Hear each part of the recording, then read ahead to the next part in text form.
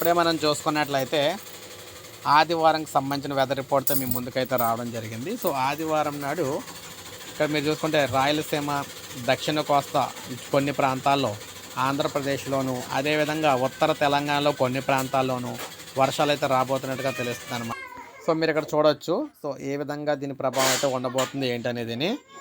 అటు రాయలసీమ, దక్షిణ కోస్తా జిల్లాల్లోనూ, అటు తెలంగాణలో ఉత్తర జిల్లాల్లోనూ, ఉత్తర తెలంగాణలోనూ వర్షాలు పడే అవకాశాలు అయితే కనిపిస్తూ ఉన్నాయన్నమాట క్లియర్గాన.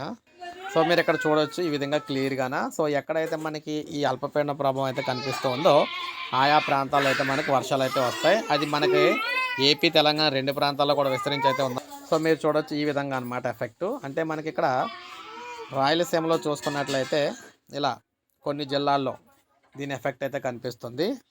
అదేవిధంగా మనకి తెలంగాణలో కూడా, ఉత్తర తెలంగాణలో దీని ఎఫెక్ట్ అయితే కనిపిస్తుంది అనమాట. ఆయా ప్రాంతాల్లో వర్షాలు రావడానికి అవకాశం ఉంది. మిగిలిన ప్రాంతాల్లో ఆకాశం మేఘావృతమై ఉండే అవకాశం అయితే ఉందన్నమాట. సో ఇది మనకి శనివారంకి సంబంధించిన వెదర్ రిపోర్టు. ప్రతిరోజు వెదర్ రిపోర్ట్ అందిస్తూ ఉంటాను. ఒక లైక్ చేయండి, సబ్స్క్రైబ్ చేసుకోండి, మన ఛానల్ సబ్స్క్రైబ్ చేసుకోండి.